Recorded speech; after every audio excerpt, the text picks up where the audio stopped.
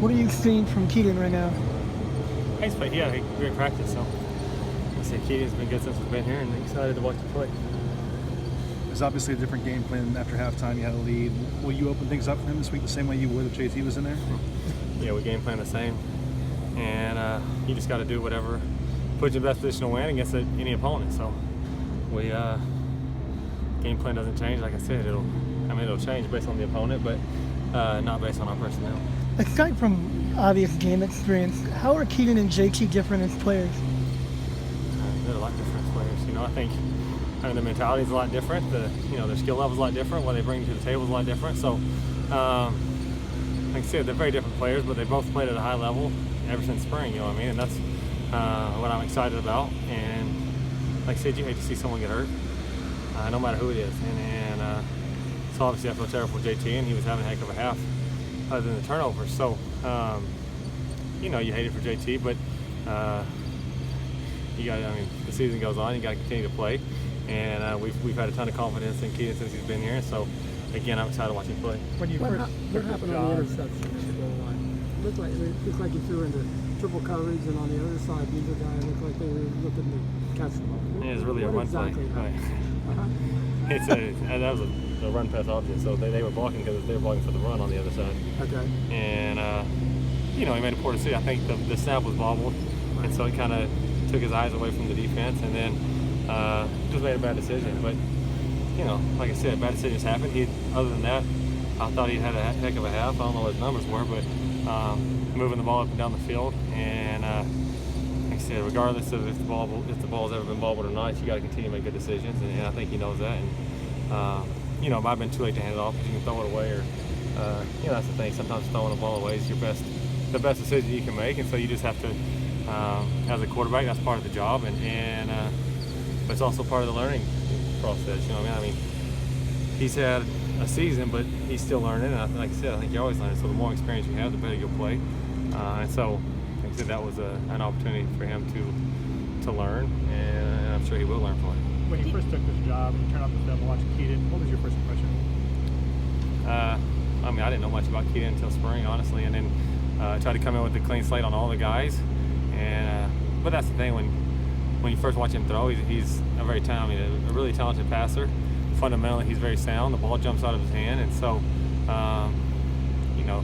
his talent level definitely gives him a chance to be really successful. And then from there, it's going to come down to decision making. He's going to have to make good decisions, but that's what practice for. And again, he had a heck of a spring and did some really good things all camp, and so we expect him to make good decisions. And I'm sure there's going to be times when he makes some mistakes and he's going to do some things that you wish he wouldn't do. But that's with most quarterbacks. Like I said, JT had a year of experience under his belt and made some, the interception makes a decision you wish you wouldn't make. But the more experience you get, the better you're going to be as a player. And so, like I said, at times he's probably going to make some freshman mistakes, and we're going to have to live with those and overcome those if he does. But like I said, I got a ton of confidence in him. He's a talented guy and a great guy to work with. And so, excited about, like I said, the opportunity to watch him. You remarked the other week that Kedon was as talented as you've ever been around. I mean, you played with Aaron Rodgers. I was wondering, did you mean that in a sense of a college kid or a freshman? What did you mean by that? I mean, throwing the ball, he's extremely talented, and that's what I said. He's a talented. I mean, as far as the passer goes, he's got as good of an arm as I've seen, and he can make any throw out there that he can make throws that most people can't make. Again, with him, we just have to try to do our best to help get him making the right decisions every time, and if he does that, he's going to be a fun kid to watch. The success of a guy like Nick's good at Auburn, at Bachmark, at Boise State, does that help? His attitude going in there and true freshman. I have no idea who that is, so I don't know. You didn't hear that, kid? No. Okay. So I don't know. You have to ask Kedon. Do you plan to rotate more wide receivers on Saturday? I think that with practice, we practice at an extremely fast pace, and so they got in really good shape. And then when the game goes on, sometimes the refs slow it down, and so the receivers, I guess, just felt fresh in the whole game. But going through a full season, I think the game plan would be to rotate those guys a lot more. We just didn't. Again, we were kind of letting them release themselves, because in practice that's kind of what we do, and they felt fresh. And so they say coach was a lot slower than what we're used to.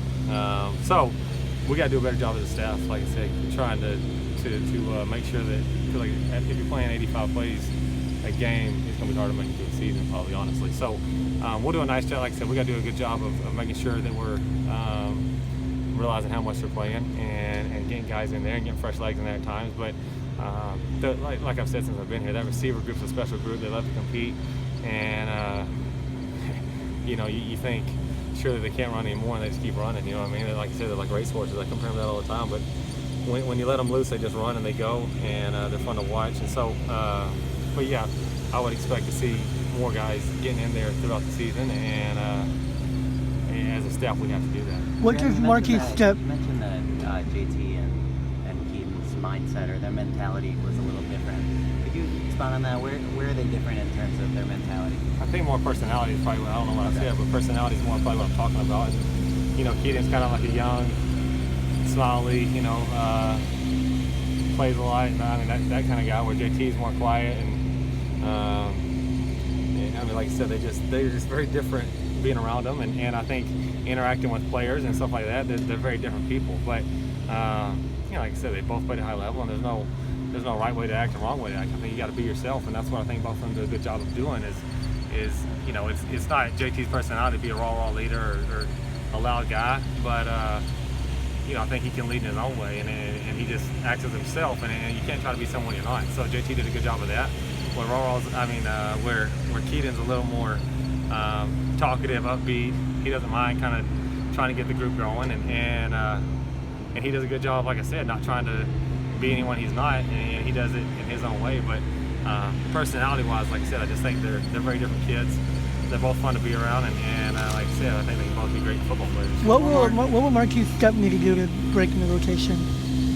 I think Marquis had a great fall, and in any game, but in our offense, in anything, you try to feed the hot hand. Both those two, the other two running backs were playing really well, and we had plans to get Keith's carries, and then, like I said, just Vi and Carr were both playing at a high level, and then we're getting lots of touches, but when they were getting touches, we're being special with the football. And so, like I said, they just kind of like those receivers, they were hot, and they weren't feeling too tired.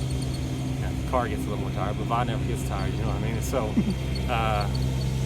it's hard to take them off the field when they're playing at a high level, and when they're not, if they're still fresh enough to go. So with that being the case, like I said, those two guys just kind of took the load of the reps.